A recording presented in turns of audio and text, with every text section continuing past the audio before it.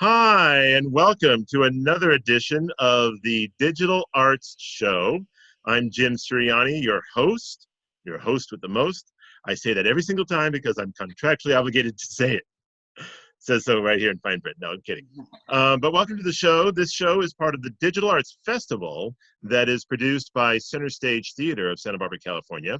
The Digital Arts Festival shows stream nightly, every night at 7 p.m., and you can find out more on the Center Stage website, centerstagetheater.org, and just click on the blog tab in the upper right there of the homepage on centerstagetheater.org. The purpose of the Digital Arts Festival is to create an outlet for artists of all kinds to share their work. And because of the shutdown and the quarantine, many artists and performers suddenly found themselves with no way to show their work or to perform. And unfortunately, in some cases, the work that these artists have created might not ever be seen by the public. So in an effort to find some sort of workaround, if you will, the Digital Arts Festival was created by Center Stage to help artists and performers connect with their audiences in a virtual setting. So we will have dance, theater, music, film, visual arts, poetry, storytelling, and much more on the shows. And again, you can learn all about it on the Center Stage website, centerstagetheater.org, and just click on the blog tab. So today's guests are Anna Telfer and Jeremy Scharf. Anna and Jeremy are working actors living in Los Angeles. Anna graduated from Westmont College here in Santa Barbara, and Jeremy earned his BFA at UC Santa Barbara. Both were active members of the Santa Barbara theater community. Anna was last seen in Santa Barbara at Center Stage Theater as Laura in The Glass Menagerie in 2018. And more recently, she played Miss Honey in Matilda the Musical at the Redondo Beach Performing Arts Center. Jeremy's first performance in Santa Barbara was at Center Stage in Out of the Box's 2014 production of Bear, a rock opera. He went on to act in several UCSB theater productions, including Richard III in Irwin Apple's The Death of Kings in 2016. Jeremy and Anna have collaborated on a theater event called At 10 Minute Play, which, because of the shutdown, has moved to Instagram Live. And you can follow them on Instagram at 10 Minute Play. And we'll learn more about this and their other projects on today's show. So at this point, I'll just say welcome to the show, Jeremy and Anna. It's so great to have you both here. Thank you, Jen. Yeah, thanks for having us. Thanks for that lovely intro. You made it sound cooler than we are. Well, you know, that's part of my job. So the first question I have for both of you is, how did you both meet? I understand you met here in Santa Barbara. Tell us a little bit about your backgrounds and how the two of you met. Yeah. We actually didn't meet in Santa Barbara. We met in Prague in the Czech Republic. Oh, wow. So we were both going to colleges in Santa Barbara and did this program that had auditioned at UCSB. And then it was just a month-long Shakespeare intensive in Prague at the Prague Shakespeare Company. And in the program, I'd seen Jeremy in a UCSB show the semester before. And so I sort of like fangirled him because he was really good. And so we met in Prague, and then our friendship continued into Santa Barbara. Is that fair to say? And that was, I guess, that summer was between our junior and senior years. And at both of our college programs for our senior years, like the curriculum was like pretty creative and pretty collaborative and like letting you work with folks that you didn't normally work for. So Anna and I got to have like a good like creative like friendship during our senior year of college, like using each other for like thesis pieces and things like that. Yeah. Right. And so Anna, you went to Westmont, and Jeremy, you went to UCSB, correct? Yeah. Mm-hmm. Nice. And again, for those of you watching, if you'd like to find out more about 10 Minute Play, you can find it on Instagram at 10 Minute Play. Again, that's at 10 Minute Play on Instagram. And go check it out while we're talking here during the interview. And all of their information, by the way, will also be on the Center Stage blog, which you can get to at centerstagetheater.org, and then just click on the blog tab there. So I understand, as I mentioned earlier, you both have performed at Center Stage Theater in the past. Can you tell us about those experiences? Yeah. I'll say, so in 2014, I graduated high school, and then I moved to Santa Barbara getting ready to gear up for college and for starting freshman year. And I somehow, before I even moved, I don't know how, like I had reached out to Samantha Eve, who has Out of the Box. Yes. And I just found out what shows she was doing, and I was like, I asked her if I could send her an audition video, and like, so before school even started for me, I was like going to center stage. It was like kind of like I don't know, like my introduction to the theater scene in Santa Barbara, and I loved it. And that's how I met Miriam, who referred us to you guys. For the festival, for the Digital Arts Festival. Mm-hmm, yeah, she was also an actor in that production, and I love this space, and it's a very good theater. So I'm glad that you guys were able to stay creative and do some cool stuff. And then Anna, tell us about your experiences at Center Stage. Yeah, I mean, sort of the opposite. My center stage performance was the last thing I did in Santa Barbara before I moved to LA. So it felt like a very happy sort of goodbye to the Santa Barbara theater community, because it's called Center Stage. It's very central to Santa Barbara theater. It was with Lit Moon Theater Company, which is a smaller theater company, and directed by John Blondell, who is the chair of the theater department in Westmont and also an active theater artist in Santa Barbara. It was just a very positive experience. Everyone that worked there and was in the production was just so encouraging and made me miss Santa Barbara. Very supportive. Yeah, it was and it's a beautiful space. It's a great space there, and right in the heart of Santa Barbara. And then, and you played Laura in Glass Menagerie, was that correct? Yes, I did. How did you like playing that role? I loved it. It was a very cathartic role. It was very formational in the way that I view acting now. I think it was just very she's very visceral and very awkward and just sort of allowed to do things that other people aren't necessarily. Right. Yeah. Great. Yeah, that's a great role to play, I'm sure. So tell us, both of you, about your 10-minute play project. What inspired you to start it? How did it all come about? Yeah, so Westmont College does a fringe festival every year, and it's usually student works, but some years they invite alumni back to do certain projects. So in 2019, they contacted me because they had an extra script and just were looking for people to put the play on. So they reached out to me and said, if you can rehearse this in LA, you can bring it up to the festival. So I contacted Jeremy, and we just decided to make it a puppet theater piece. It's called Thumbelina by Cecilia Raker. So we originally did it up there. Yeah, and so when that was done, after we had, poured tens or 20 or I don't know, a ton of rehearsal hours into this 10-minute piece that was performed one time at the community arts workshop. Oops. The community arts workshop.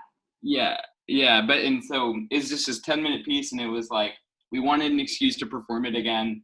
It felt weird to you can't rent a theater to do a 10-minute play, so what we did was we reached out to our friends who had either made things of similar lengths or just people who had made stuff that we liked and were excited by. And we made a bill of 8 discrete 10-minute plays, and then we just sort of had everyone meet in the living room, said we're going to rent a theater, have your piece ready by then, and let's see what happens. And that's sort of how we started it.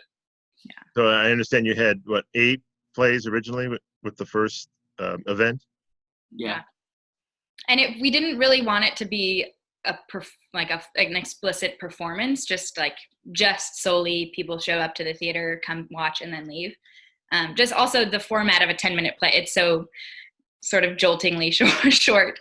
So we wanted it to be a thing that people could kind of come to and relax and enjoy. And it was also an excuse Jeremy and I have, different groups of friends that we wanted to introduce to each other. And there's so many interesting people in LA. It was sort of an excuse to let people get to know each other. So Yeah. Right. So how has your new endeavor been impacted by the COVID-19 crisis? Yeah. So I was starting to hit on this a little bit before. Like we had our next show was supposed to be the end of last month. It was going to be on March 27th, and we had the space rented. Already spent the money. We had the artists lined up. Everyone was rehearsed, and then it was just like, all right, gatherings of 250 or more, not cool. Okay, gatherings of 100 or more, not cool. And it just seemed like to be like getting whittled down. And anyway, so what we decided to do was, although it seemed like kind of it would be difficult to get 8 plays to like stream on Instagram, or to like get everyone to like, all right, we're adapting, everyone go, like we're try to find a way to make this happen on Instagram. That seemed hard, but what seemed a little bit easier was just taking one play and being that like making that like the feature presentation or whatever. Like this will be the piece that we'll perform, and it'll just be sort of like, all right, we did something on the day that we had the theater rented. But it went well. It was cool. It was like what we did was I had a piece that I had written called Other Fish that was just for 4 actors, and because of sort of the parameters of Instagram Live, it's like, as opposed to like this Zoom meeting where you can have 3 windows open, on Instagram Live it's just like one or one in. It's like only 1 or 2, you know? Yeah, you Right. just had the 2 people. Yeah. So what was lucky about the format of the play, and this was just pure coincidence, was it was just 3 2-person scenes. So we were able to do this thing where my character would stay logged on to the main feed, and then characters would log on to the live, like request to join the live session, and that would be the start and the end of the scene. Oh, wow. How innovative. That's really cool. That because I've thought myself even before, excuse me, before all of this, I thought it would be kind of cool to do plays. God, I'm getting a big old frog in my throat right in the middle of it. But yeah, I've often thought, how cool would it be to do a play either on Instagram Live or Zoom or some kind of format? And you guys figured it out. So I got to see a little snippet, I guess, that you had in your that you shared with Center Stage for the blog. Right. It was like a little snippet of the fish play. Tell us a little bit about that one. Yeah, sure. It's about a guy who can talk to fish, but it only works one way. So like he can understand fish, but fish don't get him. Oh, can we get a? Fish don't get him. Oh, it looks like the video. So while So we're waiting for. Yeah. So basically the script is this one guy and 3 different conversations that he has. So the first one is on a date at a sushi restaurant. And then the second one is with his therapist. And then the third one is after a lecture he's given. Oh, okay. Oh, so Jeremy, you're back. Hey, sorry, I just cut out. I missed your. Oh, Anna was just explaining to us the plot of the. So there's 3 different characters that your main character talks to. Yeah. And explains. So it worked well for Instagram Live because he stayed consistent, and then the other 3 characters just popped in and out of the Instagram Live video. Wow, and that was a 10-minute play? Mm-hmm. Yeah. So we did that on March 27th with the expectation that the other 7 plays will be performed live once Corona is over. And we're planning on other Instagram Lives in the meantime, but we do plan on having a real festival, just postponed from the March 27th date. So. Now, is there a chance that once you do the Instagram Lives, will they also be available like either on Instagram TV or in other formats for people to look at later if they miss the live version? Yeah. I just need to put it up there. That's on me at this point, I guess. But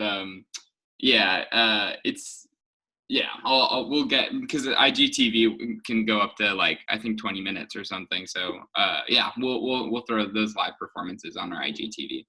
Nice. That'll be very cool. And again, it's on Instagram. If you want to check it out now while you're watching the interview here, It's Instagram at 10-minute play. Again, it's at 10-minute play on Instagram. Now, will the 10-minute plays be available on other platforms like Facebook or on YouTube or something?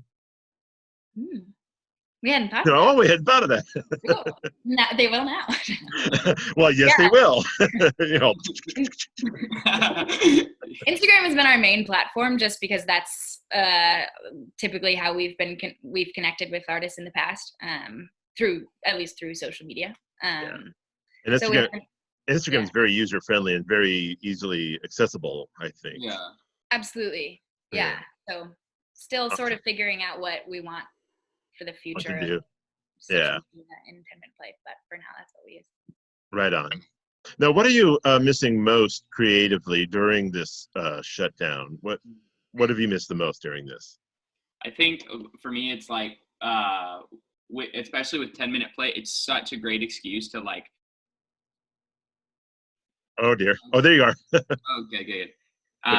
Just like 10-minute play has been such an awesome excuse to get people from your past to just who you don't know how to reach out to again and be like, hey, come on, be on board with this like project, you know?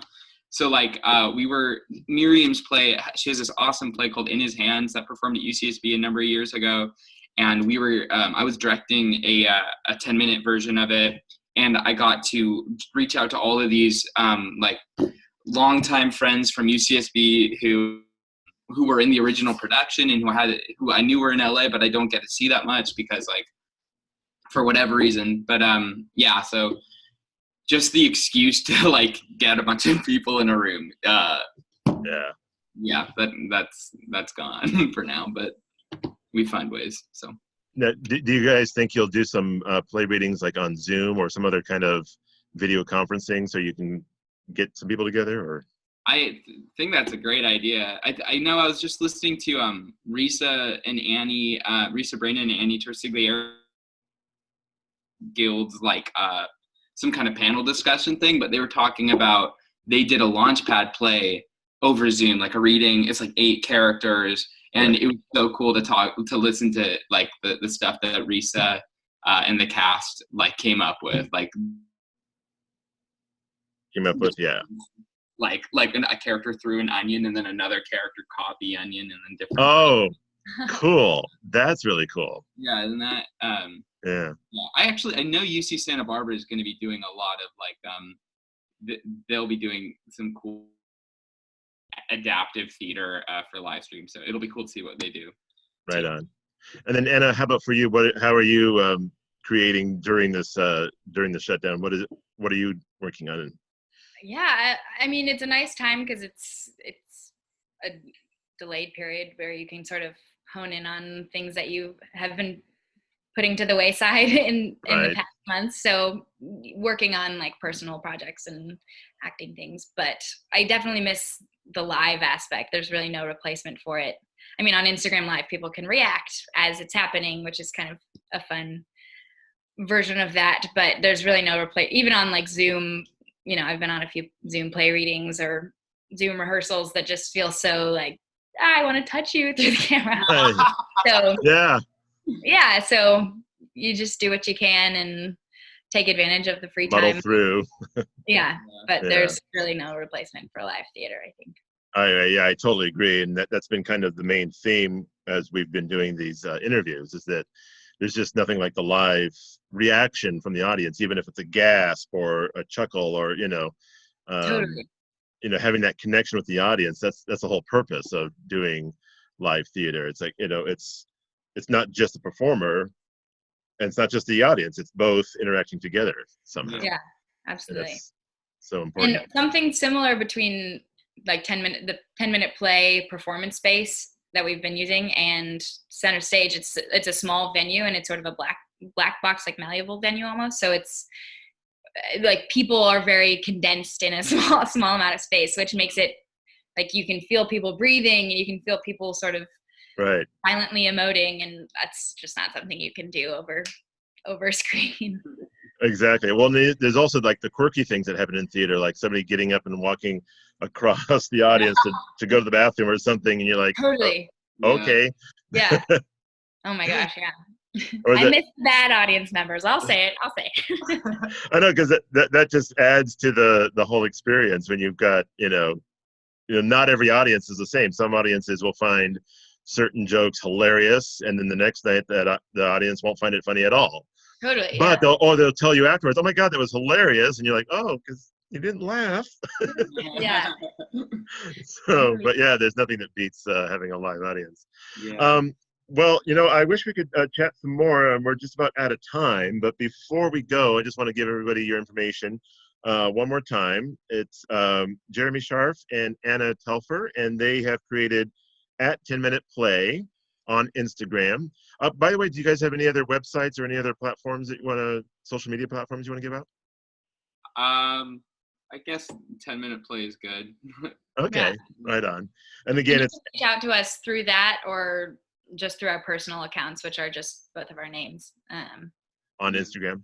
Yeah, or you can email us too. I'm sure you have that information. Yeah, we have that too. And then I think there'll be links on the blog. I'm not sure exactly what they include on the blog because that's not my part of the show. But your information will be on the blog as well. And again, it's on Instagram at 10-Minute Play.